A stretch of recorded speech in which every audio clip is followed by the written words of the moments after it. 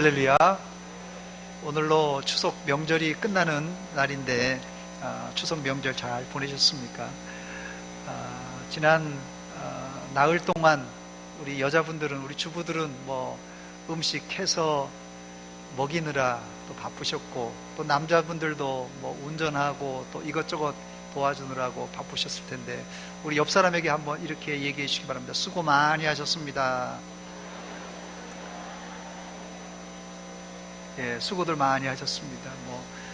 전 부치느라 수고하셨고, 운전하느라 수고하셨고, 이것저것 하시느라고 수고 많이 하셨습니다. 올해는 음력이 좀 빨라서 이른 추석을 맞이했습니다. 아직 추수를 못한 논들이 이 태반이더라고요. 또 태풍이 불어오는 바람에 과일이 떨어지는 이 낙과 피해와 벼가 아주 피곤한지 들어 누워 있더라고요. 그래서 수확기에 손해가 이만저만이 아닙니다. 그래도 마지막까지 최선을 다해 올해도 풍년이 들기를 기원해 봅니다. 제가 9월달 들어서 하반기는 뭐라고 그랬죠? 하반기는 다 잊어먹었죠? 하반기는 나와야 되는데, 하반기는 전도다 말씀드렸는데, 여러분들은 전도할 준비가 되어 있는지 궁금합니다. 사실 누구에게든지 이 전도 이야기를 하면 부담이 100배입니다. 부담이 너무 되는 거예요. 그러나 전도는 해야 하나 말아야 되나 하는 이런 선택의 문제가 아니라, 예수 믿는 사람이라면 언제 어디서든지 해야 하는 의무사항입니다.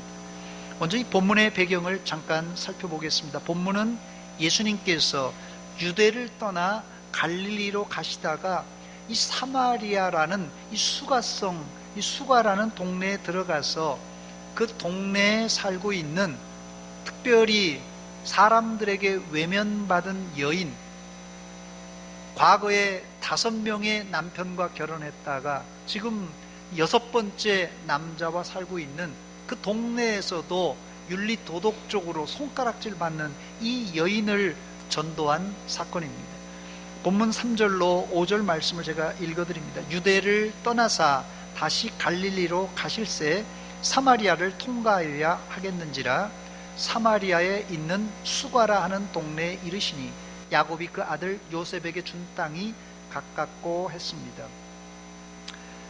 여기 3절 말씀에 유대를 떠나 다시 갈릴리로 가실새라는 말, 여기 무슨 말입니까? 유대를 떠나서 다시 갈릴리로 간다는 말은, 지금 예수님께서는 유대에 있어서 유대를 떠나는데, 이 말은 다시 갈릴리로 간다는 말은 원래는 갈릴리 계시다가 유다에 왔다가 다시 갈릴리로 가신다는 뜻입니다. 유대에서 이 갈릴리로 가려면 사마리아 수가성을 지나는 것이 지름길인데, 예수님은 바로 그 지름길 선상에 있습니다. 그러나 사실 경건한 유대인이라면 절대 이 코스를 선택하지 않습니다. 여러분의 이해를 돕기 위해서 이스라엘 지도를 제가 준비했는데 잠시 보여주시기 바랍니다. 저희가 보기가 어려운데요, 좀 불그스름한 부분이 지금 이스라엘 이 유대입니다. 유대라고 지금 밑에 좀 커서가 지금 돌아가고 있는데 유대 지역이고요. 그 바로 위에가 사마리아 지역이고요. 그리고 보라색 부분이 이 갈릴리 지역입니다. 그래서 예수님께서 유대를 떠나서 갈릴리를 가기 위해서 이 사마리아로 가는 것이 누가 봐도 지름길입니다. 그런데 보통 유대인이라면, 경건한 유대인이라면 저 코스를 선택하지 않고 요단강을 건너서 이제 요단강 사이에 평지가 있습니다. 그 평지를 따라가다가 다시 요단강을 건너서 갈릴리로 가는 것이 일반 유대인들의 행태입니다. 그 이유가 있는데, 이 사마리아 사람들은 아수르에 멸망당한 이후에 이 아수르 사람들과 이방 결혼을 해서 이방인의 피가 섞여 있기 때문에, 우리나라 말로 좀 안 좋은 말입니다만 튀기라고 부르죠. 이 우리나라 사람하고 외국인하고 결혼한 사람은 튀기라고 그러는데, 이 이방인의 피가 섞여 있기 때문에 유대인들은 이 사마리아 사람들을 다시 돌아왔습니다만 고향에 이 동족으로 취급하지 않고 부정한 사람이라고 간주했습니다. 그런데 예수님의 생각은 달랐어요. 신약 성경에 보면 예수님은 사마리아 사람들을 매우 호의적으로 대우해 주었습니다. 예를 들면 비유지만은 예수님은 강도 만난 사람의 이웃을 제사장이나 레위 사람이라고 말하지 않고 사마리아 사람을 선한 이웃이라고 소개해 주었습니다. 뿐만 아니라 10명의 문둥병자가 있었는데 예수님이 지나간다는 소식을 듣고 10명의 문둥병자가 예수님께 달려나와서 고쳐달라고 요구했어요. 예수님은 불쌍히 여겨서 제사장들에게 가서 너희 몸을 보이라 하면서 치유해 주었어요. 제사장에 가는 도중에 10명이 모두 깨끗함을 받고는 돌아온 사람은 딱 한 사람이었어요. 누굽니까? 10사람 중에 사마리아인이 돌아와서 예수님께 감사했다 성경은 기록하고 있습니다. 뿐만 아니라 예수님은 이제 사마리아를 특별히 전도하라고 예수님에게 콕 찍어서 말씀하셨어요. 사도행전 1장 8절에 보니까 오직 성령이 너희에게 임하시면 너희가 권능을 받고 예루살렘과 온 유대와 그리고 어디요? 사마리아와 땅끝까지 이르러 내 증인이 되라고 말씀하셨어요. 보통 유대인 같으면 예루살렘과 온 유대와 사마리아는 쏙 빼고 땅끝까지 이르러 내 증인이 되라 이렇게 말했을 것입니다. 그러나 예수님은 콕 찍어서 예루살렘과 온 유대와 사마리아와 땅끝까지 이르러 내 증인이 되라고 부탁하셨어요. 즉 이 말씀은 너희가 복음을 전할 때 사마리아 사람들을 부정한 사람이라고 건너뛰지 말고 그들에게도 복음을 전하라는 명령입니다. 우리도 사람들을 대할 때 첫인상을 보면서 이게 누구든지 이 나이를 먹다 보면 선입견이라는 것을 생깁니다. 선입견. 그래서 딱 보면서 저 사람은 어떤 종류의 직업을 또 어떤 사람이다. 뭐 남자다 여자다. 키가 작다 뭐 크다. 뭐 여러 가지 사람을 딱 대할 때 이 선입견이라는 것을 가집니다. 그런데 이 이스라엘 백성들은 사마리아 사람들에 대한 이 선입견이 있어서 심지어는 하나님은 포기하지 않았는데도 우리는 저 사람들은 아니야. 저 사람들은 전도 대상자에서도 제외돼야 돼. 이렇게 생각한다는 것이에요. 하나님이 포기하지 않은 사람을 우리가 포기해버리고 전도하지 않는다면 그것은 큰 범죄 행위입니다. 이번 가을에 전도할 때 여러분들이 생각하는 여러분들의 선입견에 부정한 사람이라고 생각되는 사람이 있을 거예요. 마치 이 부정한 사마리아 사람들처럼 심지어 이런 내가 생각할 땐 부정하게 생각하는 이 사람조차도 피하지 말고 심지어 사마리아인들도 여러분들의 주 전도 대상자들이 되시길 바랍니다. 유대인들이 사마리아인들을 차별하는 것은 영적 차별 행위입니다. 첫 번째 이 전도는 우선적으로 영안이 열려야 할 수 있는 영적 추수입니다. 이 전도는 뭐가 열려야 된다고요? 영안이 열려야 됩니다. 자, 지금도 눈을 감고 있는 분들은 눈을 크게 뜨시기 바랍니다. 육신의 눈뿐만 아니라 영안을 크게 열어야지 우리가 전도할 수 있습니다. 본문 35절에 보니까 너희는 넉 달이 지나야 추수할 때가 이르겠다 하지 아니하느냐. 그러나 나는 너희에게 이르노니 너희 눈을 들어 밭을 보라 희어져 추수하게 되었도다 그랬습니다. 여기에서 추수는 하나님을 알지 못하는 사람들에게 복음을 전해서 생명을 살리는 이 영혼의 추수를 말합니다.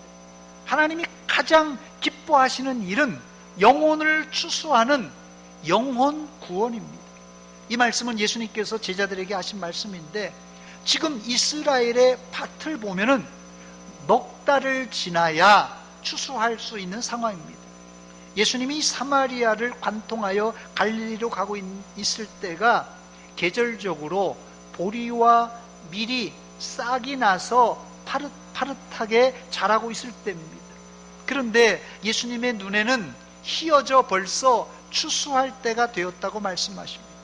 아무리 봐도 밀과 보리가 싹을 틔어서 파릇파릇한데 어떻게 예수님의 눈에는 희어져 추수할 때가 되었다고 말씀하고 있는 것입니까? 아하, 예수님이 목수니까 농사를 지어보지 않았기 때문에 몰라서 그런 것인가? 아니면 예수님의 눈에 생명이라서 파릇파릇한 것을 판별하지 못하고 아마 희끗희끗하게 보이나 보다 그렇게 생각할 수 있는데 절대 그렇지 않습니다. 이 말씀은 제자들의 눈에 보이는 것과 예수님이 보는 것이 다르다는 얘기입니다. 본문에 넉 달을 지나야 추수할 때가 되었다 했으니까 이스라엘은 일반적으로 우리나라와 추수 시기가 다릅니다. 이스라엘은 10월 중순부터 이제 건기에서 우기로 바뀔 때가 10월 달 중반부터입니다. 이때 내리는 비를 보통 이른 비라 이렇게 말합니다. 10월 중반부터 이른 비가 내리면 이 건조했던 흙에 이제 습기가 머금고 씨를 뿌릴 수 있는 준비를 하게 됩니다. 그래서 10월 후반부터 씨를 뿌리게 됩니다. 그리고 나서 내년 4월, 5월 달에 추수를 하게 됩니다. 자, 그러니까 예수님께서 넉 달을 지나야 추수할 때가 됐다 이렇게 말씀한 거 보니까 예수님께서는 지금 12월이나 1월 사이 어느 날 예수님께서 들판을 보시며 제자들에게 하신 말씀입니다. 즉 제자들의 눈엔 파릇파릇한 새싹이 보였지만 예수님은 바로 지금 영안을 열고 보시니까 이스라엘 전체가 희어져 영원 추수해야 될 적기라고 말씀하고 있습니다. 우리 교회는 해마다 미랄 추수잔치를 해서 이제는 성도들이 주변에 더 이상 전도할 대상이 없다는 거예요. 1년에 한 명씩 하다 보니까 주변에 다 예수 믿고 이 전도할 사람이 없다는 거예요. 태신자가 없다는 것이 이게 큰 문제입니다. 목사도 그 얘기를 들으면 충분히 공감이 갑니다. 그러나 이것은 내 시각으로 볼 때 이야기고 주님의 시각으로 보면 문화동과 유천동과 산성동과 이 대전시 일대를 볼 때 어떻겠습니까? 예수님의 시각은 희어져 추수할 때가 되어서 이 대전시 안에만 해도 전도할 사람이 억수로 수억 많다는 얘기입니다. 그러므로 수많은 전도 대상자를 보려면 우선적으로 전도가 문제가 아니라 여러분들의 영안이 열려야 합니다. 즉 여러분들이 이제까지 전도를 못한 이유는 내가 전도를 하고 못하고의 문제가 아니라 우리의 영안이 가려져서 전도를 했을지라도 봉사 문고리 잡는 식으로 전도해서 열매가 없는 것입니다. 그래서 예수님은 전도하는 사람들에게 무조건 전도하라 이렇게 말씀하지 않고 전도하는 자들에게 영적 무기를 주어서 내보내셨습니다. 마태복음 10장 1절 말씀 보니까 예수께서 그의 12제자를 부르사 더러운 귀신을 쫓아내며 모든 병과 모든 약한 것을 고치는 권능을 주시니라 그랬어요. 여기 보니까 예수님은 사도들을 세우시고는 귀신을 쫓아내고 모든 병과 약한 것을 고치는 권능을 주셨습니다. 그리고는 각 동네로 보내 전도하게 만들었어요. 또 누가복음 10장에는 70인을 따로 세워 둘씩 짝지어서 전도하러 보냈는데 그들이 예수님께 와서 보고한 내용이 누가복음 10장 17절에 기록되어 있는데 70인이 기뻐하며 돌아와 이르되 뭐라고요? 주여 주의 이름이면 귀신들도 우리에게 항복하더이다 했습니다. 즉 예수님은 12제자뿐만 아니라 70인의 전도 대원들을 세우시고는 귀신을 쫓아내고 병을 고칠 수 있는 어떤 능력이요? 영권을 주어서 보냈던 것입니다.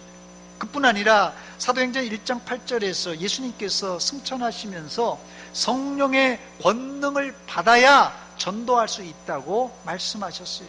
오직 성령이 너에게 임하시면 너희가 뭘 받고요? 권능을 받고 예루살렘과 온 유대와 사마리아와 땅끝까지 이르러 내 증인이 될 수 있다고 말씀하셨어요. 즉 평범한 사람도 성령이 임하시면 능력을 받을 뿐 아니라 영안이 열려집니다. 그래서 전도를 영적 전투라고 부르는 이유가 여기 있습니다.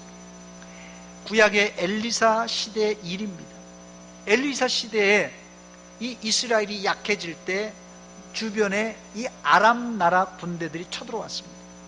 엘리사 선지자가 이제 밤에 자고 일어나니까 간밤에 이 작은 성이었어요. 이 도단성이라는 작은 성을 완전히 아람 군대가 포위하고 서 있는 것이에요. 수많은 군대가 이 성을 포위하고 있어서 이젠 엘리사 선지자가 도간에 든 쥐입니다. 엘리사의 사환 청년이 이것을 보고는 두려워 떨고 있는 것이에요. 이제 꼼짝 못하는 도간에 든 쥐니까. 이때 사환의 눈을 열어서 하나님의 불말과 불병거를 보게 해줍니다. 열왕기하 6장 17절에 나온 말씀입니다. 기도하여 이르되 여호와여 원하건대 그의 눈을 열어서 보게 하옵소서 하니 여호와께서 그 청년의 눈을 여심해 어떻게 됐습니까? 그 다음에요, 그가 보니 불말과 불병거가 산에 가득하여 엘리사를 둘렀더라 그랬습니다. 이미 엘리사 선지자는 영안이 열려 있었기 때문에 수많은 불말과 불병거를 이제 보았습니다. 그래서 아람 군대가 자기를 에워싸고 있어도 전혀 두려워하지 않았습니다. 그러나 청년 이 사환의 눈은 가려져 있었기 때문에 이 아람 군대만 보고 벌벌벌 떨었던 것입니다. 그래서 시편 119편 시인은 18절 말씀에 내 눈을 열어서 주의 율법에서 놀라운 것을 보게 하소서 기도했던 것입니다. 전도뿐만 아닙니다, 여러분. 전도뿐만 아니라 우리 모든 신앙적인 행위를 영안이 가려진 상태에서 한다면 마치 눈먼 봉사가 문고리 잡는 식의 신앙생활을 할 수밖에 없습니다. 이게 눈먼 봉사가 문고리 잡는 식의 이 신앙생활은 재미가 없어요. 그게 위험합니다. 위험해요. 이런 상태에서 전도하면 나도 구덩이에 빠지고 내가 전도한 사람도 구덩이에 빠질 수밖에 없습니다. 누가복음 6장 39절입니다. 또 비유로 말씀하시되 맹인이 맹인을 인도할 수 있느냐? 둘이 다 구덩이에 빠지지 아니하겠느냐 그랬어요. 내가 전도했어도 전도된 사람이 잘 정착하지 못하고 시험에 들어서 구덩이에 빠지는 경우가 종종 있는데 왜 그렇습니까? 바로 이런 이유 때문에 그렇습니다. 그러므로 우리는 전도하기 전에 시편 119편 시인이 고백했던 것처럼 내 눈을 열어주소서, 내 눈을 열어주소서 기도를 먼저 해야 될 것입니다. 예수님이 여리고성에 들어왔을 때 일입니다. 시각장애인이었던 이 디메오의 아들 바디메오가 예수님이 지나가신다는 소문을 듣고는 소리를 지릅니다. 마가복음 10장 47절을 보니까 다윗의 자손 예수여 나를 불쌍히 여기소서, 다윗의 자손 예수여 나를 불쌍히 여기소서, 아주 목소리 높여서 외쳤어요. 이때 주변에 있던 사람이 시끄럽다고 책망을 했습니다. 그런데도 바디메오는 다윗의 자손 예수여 나를 불쌍히 여기소서 외쳤습니다. 이때 예수님이 가던 발걸음을 멈추시고는 바디메오에게 이렇게 묻습니다. 내가 무엇하여 주기를 원하느냐? 내가 무엇하여 주기를 원하느냐? 이때 바디메오의 대답은 아주 간단했습니다. 선생님 보기를 원하나이다. 선생님 보기를 원하나이다. 당시 눈먼 사람들은 대부분 구걸하는 거지였어요. 눈이 멀었으니 먹고 살 길이 막막하니 구걸할 수밖에 없습니다. 그러니 바디메오는 돈도 없고 돈이 필요했을 거 아니에요. 거지니까. 또 옷도 필요했습니다. 또 살 집도 필요했어요. 그러나 그는 예수님께 내가 보기를 원하나이다 간구했습니다. 그때 예수님의 대답이 무엇입니까? 마가복음 10장 52절입니다. 가라 내 믿음이 너를 구원하였느니라 하시니 그가 곧 보게 되어 예수를 길에서 따르니라 그랬습니다. 눈이 멀었는데 돈 좀 주세요. 좀 예쁜 옷 사줄 수 있게 옷도 주세요. 또 살 집도 주세요. 이거 우선순위가 아닙니다, 여러분. 먼저 눈을 뜨게 해달라는 기도가 우선순위입니다. 우리가 전도해야겠지만 전도보다 먼저 내 영안을 열어주시옵소서 기도해야 될 것입니다. 저를 한번 따라서 하시기 바랍니다. 주여, 주여, 내 눈을 열어주소서. 영안이 열리면 매년 전도해서 데려올 사람이 없어요. 매년 전도해서 데려올 사람이 없어요가 아니라 추수할 것이 너무 많습니다. 나 혼자 못하니까 일꾼을 더 많이 보내주셔서 이렇게 기도할 것입니다. 마태복음 9장 37절 38절입니다. 이에 제자들에게 이르시되 추수할 것은 많되 일꾼이 적으니 그러므로 추수하는 주인에게 청하여 추수할 일꾼들을 보내주소서 하니라 그랬어요. 이런 시각이 누구의 시각입니까? 예수님의 시각입니다. 두 번째 영적 추수 때는 바로 지금입니다. 예수님이 앞서 말씀하신 대로 세상 사람들은 몇 달이요? 넉 달이 지나야 추수할 수 있다고 생각했지만 영적인 추수는 바로 지금이 적기입니다. 추수가 넉 달이 지나야 한다는 의견은 세상의 시간, 소위 말하는 이 크로노스, 우리가 손목에 차고 있는 시계가 크로노스 시간입니다. 그러나 지금이 적기라는 예수님의 생각은 하나님의 때, 이 카이로스라는 특별한 시간입니다. 현재 전 세계의 시간은 영국의 이 그리니치 천문대의 표준 시간을 사용하고 있습니다. 그래서 모두 다 영국이 그리니치 천문대 표준시로 표준시를 삼는데요. 그러나 우리의 영적 시간은 하나님의 시간, 하나님의 시간표에 늘 맞춰야 됩니다. 제가 학교 다니면서 늘 속았던 말이 있어요. 중간고사는 아직도 한 달 남았어. 중간고사는 아직도 2주 남았어. 그러다가 바로 전날 이제 시험 당일에 당일치기 하면서 아이고 하루만 더 있었으면. 이게 제가 학교 다닐 때 한두 번 속은 일이 아닙니다. 학교와 선생님은 저에게 충분한 시간을 주셨지만 내 시간표엔 아직도 중간고사는 멀었다는 생각으로 늦추다가 그만 제 발등을 찍은 것입니다. 영적 시간도 마찬가지입니다. 넉 달이 지나야 추수할 수 있고 저 사람은 내가 생각해도 하나님이 안 된다 이렇게 버린 사람일 것이다 하면서 전도를 미뤄왔어요. 이것은 우리 스스로를 속이는, 우리 발등을 찍는 행동입니다. 2019년 1월을 한번 여러분 돌아보시기 바랍니다. 저는 올해 1월달을 한번 생각해보니까 그때 상당히 추웠습니다. 여러분 1월달 생각나세요? 상당히 추웠습니다. 1월달. 그때는 언제 봄이 오고 언제 더운 여름이 올까 아주 먼 나라 이야기였습니다. 그런데 벌써 가을입니다. 이제 곧 찬바람이 불어올 것입니다. 여기 연세 드신 어른들 아마 다 경험했을 것이에요. 내가 언제 환갑 60이 될까? 아마 여기 연세 드신 어른들도 예전에는 지금은 60 환갑이라도 어디 명함도 못 내밉니다만은 예전 제가 어릴 적만 해도 동네에 60 환갑 되면은 큰 잔치했습니다. 그래서 내가 언제 60이 되나 그랬는데 벌써 60이에요. 내가 언제 70이 되나 했는데 벌써 70입니다. 아마 어른들은 다 경험하셨을 것입니다. 우리 인생이 다 그렇게 가는 거예요. 아마 80 될 때도 또 90 될 때도 아마 그렇게 갈 겁니다. 모세 기도처럼 눈 깜짝할 사이에 지나는 것이 우리 인생입니다. 시편 90편 10절입니다. 우리의 연수가 70이요 강건하면 80이라도 그 연수의 자랑은 수고와 슬픔뿐이요 신속기간이 우리가 날아가나이다 했습니다. 우리 시간이 날아가고 있어요. 전도는 내 시간표에 따라서가 아니라 하나님의 시간인 이 카이로스, 지금이라는 시간에 하는 영혼 추수 작업입니다. 그래서 이 바울 사도는 디모데후서 4장 2절에 너는 말씀을 전파하라. 때를 얻든지 못 얻든지 항상 힘쓰라고 했습니다.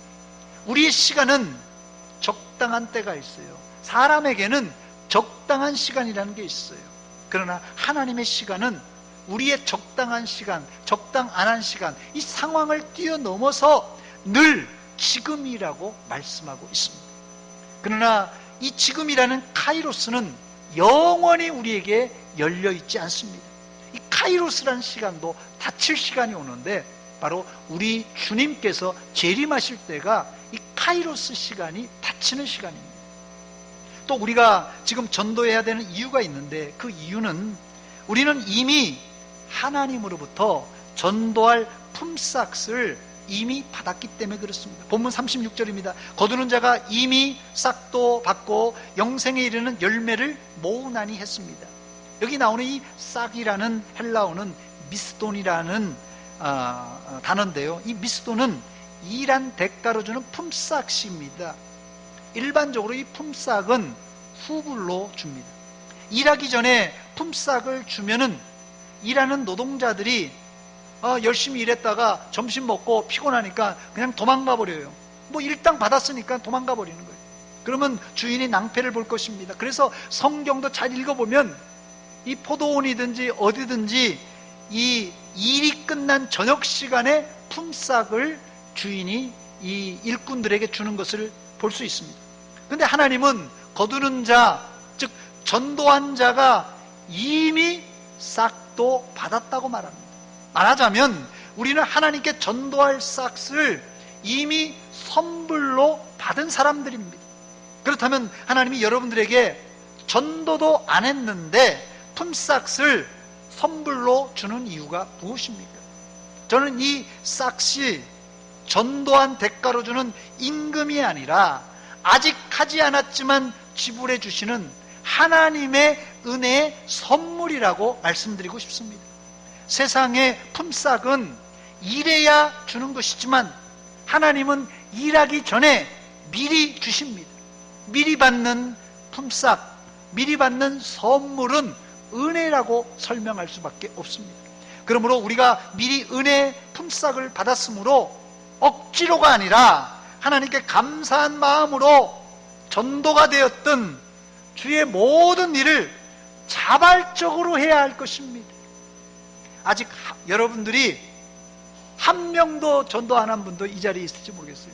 한 명도 전도 안 했지만 하나님은 여러분들을 믿고 품삯을 이미 지불하셨습니다. 이제 여러분들은 결단해야 할 것입니다. 하나님께 이제 품삯 받을 것은 다 받았어요. 이제 여러분이 결단하세요. 시치미를 떼고 받을 거 다 받았으니까 이제 모른 채 하든지, 아니면 하나님이 날 뭘 믿고 미리 선불로 주시고 은혜를 주셨는가 하고 감사한 마음으로 전도하든지, 둘 중에 하나를 여러분 선택하시기 바랍니다. 세 번째 본문에 예수님은 고구마 전도법으로 전도하셨습니다. 예전에 한참 이 김기동 전도사님, 지금 목사님이 되셨는데요, 이 김기동 전도사님이 소개해서 고구마 전도법이 한국교회에 한참 유행했는데, 이 고구마 전도법의 핵심은 간단합니다. 여러분, 고구마를 쪄봤잖아요. 고구마를 이제 뜨거운 물에 펄펄 찌고 있을 때 익었나 안 익었나를 어떻게 확인하죠?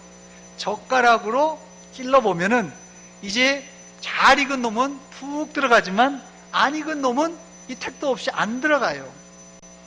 마찬가지입니다. 이런 원리로 이 고구마 전도법 전도를 했는데, 무조건 한번 영적으로 예수 믿습니까? 한번 찔러보는 것입니다. 예수 믿습니까? 하고 예수 안 믿는 사람에게 한번 영적으로 찔러보면 그 반응은 천차만별입니다. 그런데 수많은 반응 가운데 준비가 안 된 사람은 복음의 젓가락으로 예수 믿습니까? 찔러도 씨도 안 맥히는 거예요. 씨도 안 맥혀요. 그러나 하나님이 준비해 놓은 사람은 벌써 예수 믿습니까? 하면 반응이 좀 달라요. 좀 푹 들어가는 느낌을 받습니다. 그러므로 여러분 주변에 누가 되었든지 예수 믿으라고 복음으로, 복음의 젓가락으로 한번 푹 찔러 보시기 바랍니다. 그때 반응을 보이는 사람, 그 사람에게 전도하면 수월하게 우리가 전도할 수 있다는 것이에요.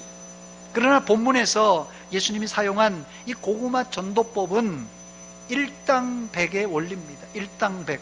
즉 예수님이 수가성 여인 한 사람에게 복음을 전했는데 사마리아 온 사람들이, 사마리아 살고 있는 온 동네 사람들이 예수를 믿는 역사가 나타났습니다. 마치 고구마 하나를 딱 캐냈는데, 여러분 고구마 캐보셨습니까? 고구마 하나를 딱 캤는데 그걸 땡기니까 줄거리에 붙어있던 고구마가 줄줄이 사탕으로 나오는 것처럼 전도가 줄줄이 사탕처럼 되는 전도법이 바로 고구마 전도법입니다. 요한복음 4장 28절로 30절에 나오는 내용입니다. 여자가 물동이를 버려두고 동네로 들어가서 사람들에게 이르되 내가 행한 모든 일을 내게 말한 사람을 와서 보라, 이는 그리스도가 아니냐 하니 그들이 동네에서 나와 예수께로 오더라 그랬어요. 그 이후에 그들이 예수님께 나와서 예수님의 말씀을 듣고 확실히 예수님을 믿게 됩니다. 그리고 요한복음 4장 41절로 42절입니다. 예수의 말씀으로 말미암아 믿는 자가 더욱 많아 그 여자에게 말하되 이제 우리가 믿는 것은 네 말로 인함이 아니니 이는 우리가 친히 듣고 그가 참으로 세상의 구주인 줄 알미라 하였더라 그랬어요. 이게 바로 고구마 전도법입니다. 예수님은 한 여인에게 복음을 전했는데 줄줄이 사탕으로 예수 믿는 사람들이 몰려왔다는 것입니다. 끝으로 네 번째, 전도는 고구마를 캐는 작업이 아니라 영생에 이르는 열매를 모으는 작업입니다.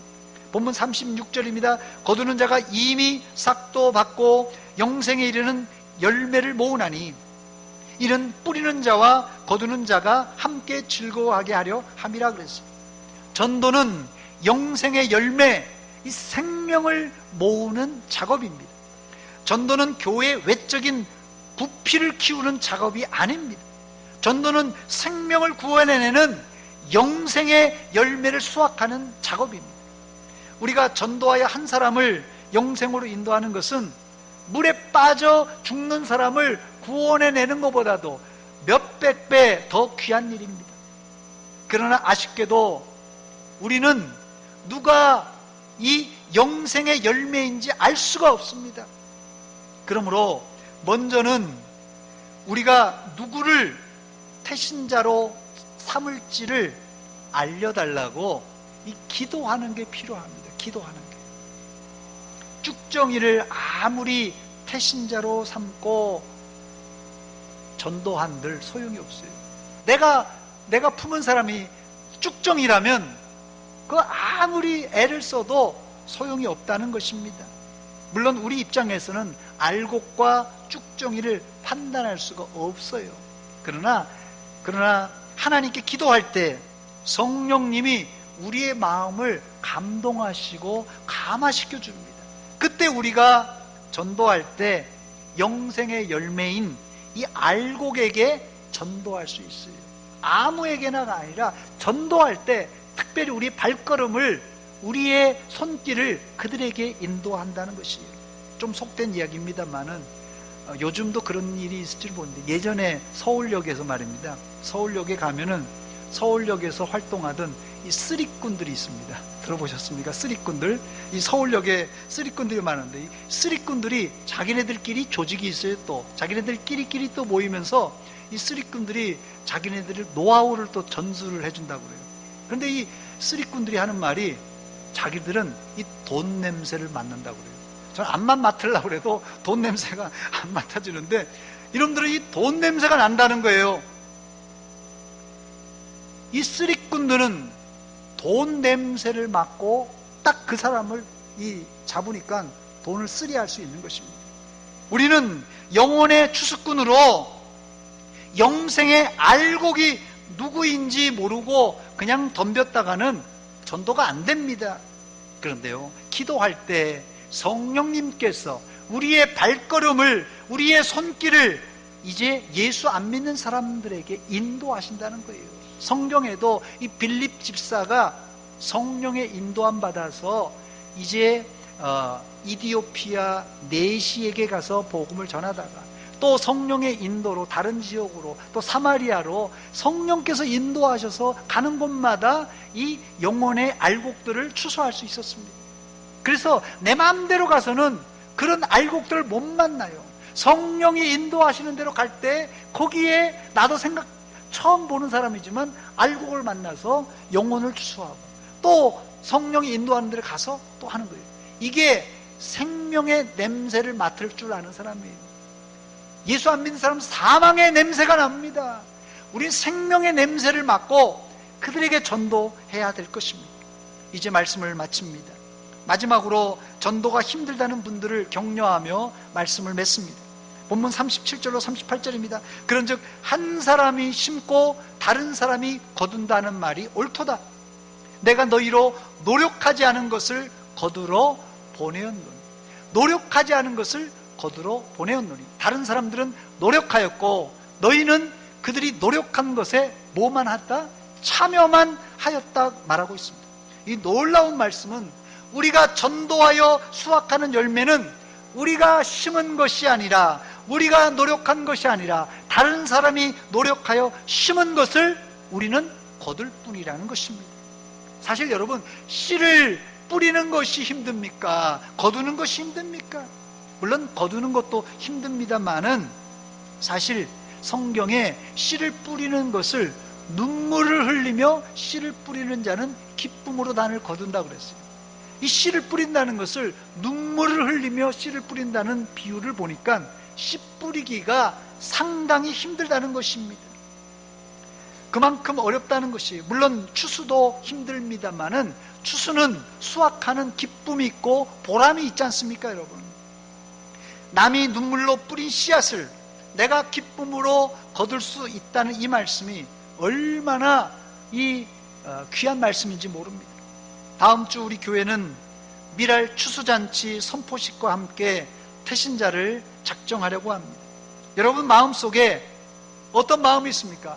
전도, 목사님 어려워요, 전도 힘듭니다, 이런 생각과 함께 전도요 아직 넉 달이나 기다려야 됩니다, 이런 육신의 생각은 접어버리시고 이미 여러분은 전도의 품삯을 넉넉히 받았으니까 다른 사람이 노력하여 이미 100년 전에 선교사님들과 복음 전도하는 사람들에 의해서 뿌려진 그 씨앗을 우리가 기쁨으로 거두는 영혼의 추수꾼들이 다 되시기를 주의 이름으로 축원합니다. 축원합니다.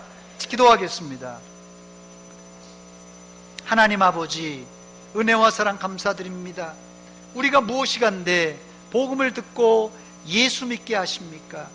아직도 복음 듣지 못하고 예수 믿지 않는 사람들이 휘어져 추수할 때가 되어 대전시 안에만 해도 너무너무 많습니다. 우리의 영안이 가려져서 이 사람들을 보지 못하는데 우리의 발걸음을 그들에게 인도하여 전도하여 아름다운 수확을 맺게 하여 주시옵소서. 예수님의 이름으로 기도하옵나이다. 아멘.